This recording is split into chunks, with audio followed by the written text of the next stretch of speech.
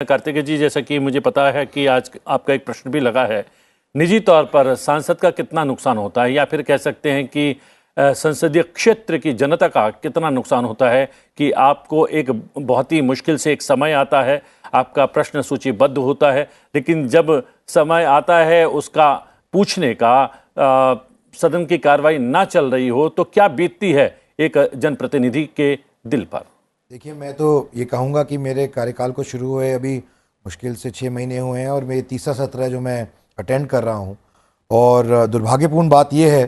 कि मुझे अभी तक अपनी मेडन स्पीच करने का मौका नहीं मिला। आज मेरा एक प्रश्न लगा है और बहुत ही प्रयास करने के बाद, बहुत तैयारी करने के बाद एक लॉटरी सिस्टम होता है जिसके तहत प्रश्न चिन्हित किए जाते हैं और आते हैं। उस पूरी प्रक्रिया करने के बाद जब आपका प्रश्न लगता है और आप प्रश्न अपना नहीं पूछ पाते क्योंकि संसद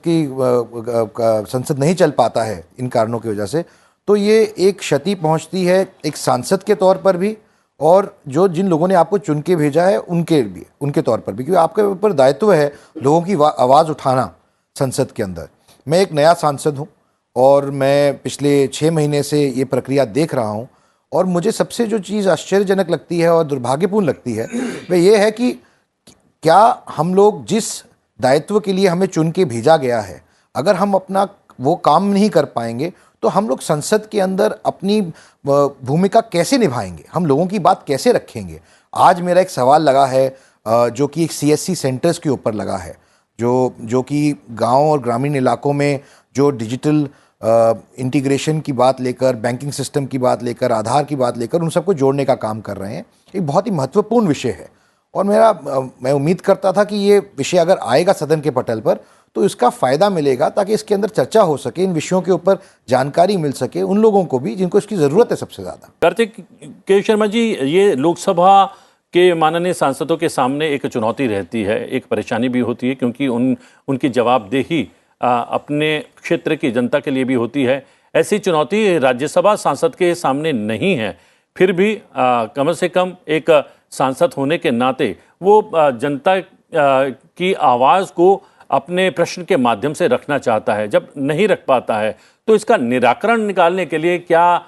सांसदों को निजी तौर पर भी एक बैठक करनी चाहिए कि भाई जब तय हुआ है प्रश्नकाल बाधित ना हो तो कम से कम प्रश्नकाल तो चलने दिया जाना चाहिए, क्योंकि ये किसी सरकार, किसी राजनीतिक दल के लाभ के लिए नहीं है, बल्कि निजी तौर पर, सीधे तौर पर सरोकार रखता है प्रश्नकाल और शून्यकाल आम जनता से। देखिए, प्रश्नकाल और शून्यकाल के अंदर हर सांसद का दायित्व है कि वो अपनी बात उठा के रखे, चाहे वो लोकसभा के सांसद हों या राज्यसभा के। राज्यसभा के सांसदों को भी इनडायरेक्टली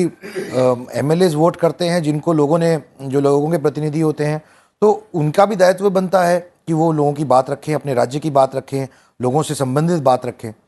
मुझे ऐसा लगता है कि किसी पार्टी विशेष को या सत्ता या विपक्ष की बात नहीं है, इन विषयों के ऊपर, प्रश्नकाल के ऊपर और जो ये जो समय हमें मिलता है लोगों के लिए, इसके लिए हमारे को राजनीति से ऊपर उठकर और पक्ष विपक्ष के ऊपर से ऊपर उठकर एक सांसद के तौर पर अपना काम करना चाहिए। अपनी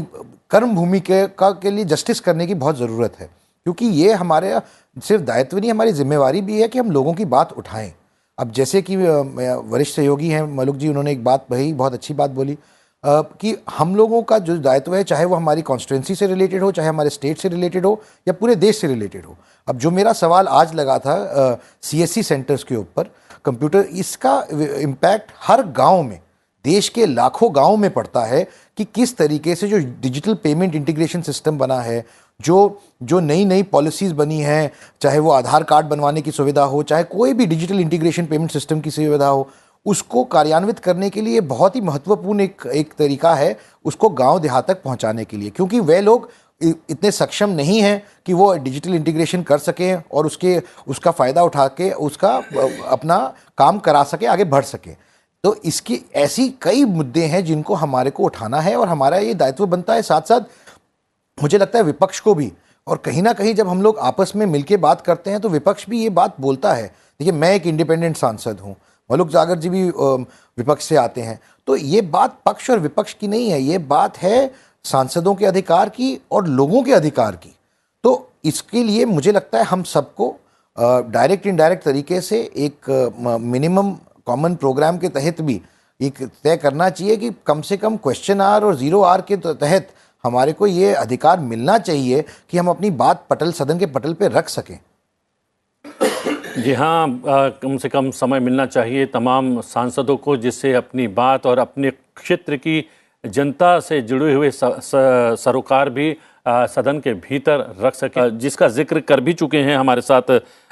कार्तिकेय शर्मा जी स्टूडियो में मौजूद हैं, माननीय राज्यसभा सांसद। एक बार फिर से दोहरा देते हैं कि प्रश्नकाल के दौरान आज वो इलेक्ट्रॉनिकी और सूचना प्रौद्योगिकी मंत्रालय से कॉमन सर्विस सेंटर से जुड़ा सवाल पूछने वाले हैं। आपने इसका जिक्र तो किया है कार्तिकेय जी, लेकिन जब महत्वपूर्ण प्रश्न पूछा जाता है और प्रश्न नहीं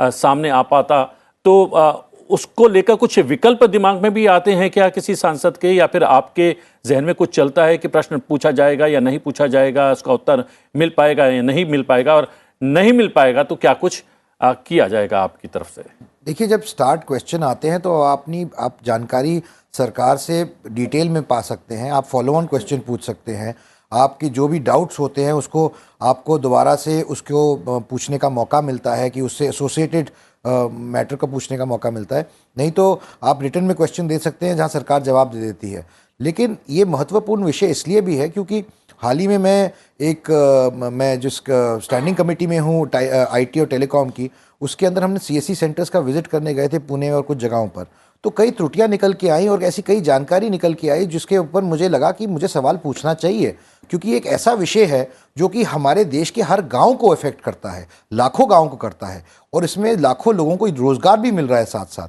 तो ये सुविधाएं जो सरकार की नीतियां हैं, जो सरकार ने लोगों की सुविधाओं के लिए नीतियां बनाई हैं, उन तक अपने चीज़ें कार्यान्वित करने के लिए पॉलिसीज़ जो बनी हैं, उनका फ़ायदा लाभ उठाने के लिए ये सीएससी सेंटर बहुत ही महत्वपूर्ण है, ताकि ये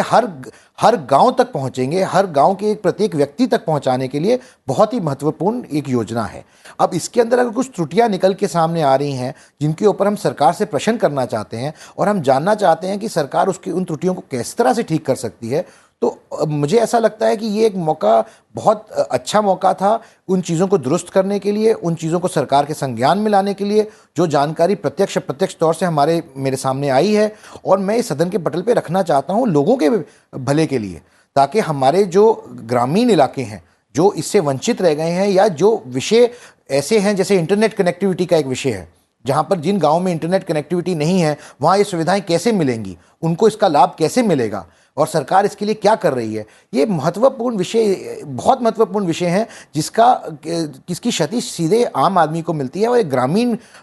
इलाके के आम आदमी को मिलती है। तो ये मुझे लगता है कि हम सबको छोटी राजनीति से और इस राजनीतिक मानसिकता से ऊपर उठकर लोगों के लिए जो बात सबसे महत्वपूर्ण है, जिसके लिए हम संसद में बैठे हैं, जो हमारा अधिकार भी है और जो हमारे जिस चीज के लिए हमारे को चुन के भेजा कर्तव्य भी है, कहीं ना कहीं। कार्तिकेय जी, ये निजी विधेयक को लेकर जो है बहुत ज़्यादा एक्सपीरियंस तो नहीं है आपका, लेकिन जितनी चर्चा हुई, जो हमारे सहयोगी ने बताया और जो मलूक जी ने यहाँ पर जानकारी उपलब्ध करवाई, उसके आधार पर क्या कुछ कहना चाहेंगे? देखिए, मैं तो इतना कहूँगा कि एक मौका होता है अपनी बात रखने का, अपने विचार रखने का और उसके ऊपर विमर्श करने का, चाहे वो विधेयक के तौर पर वो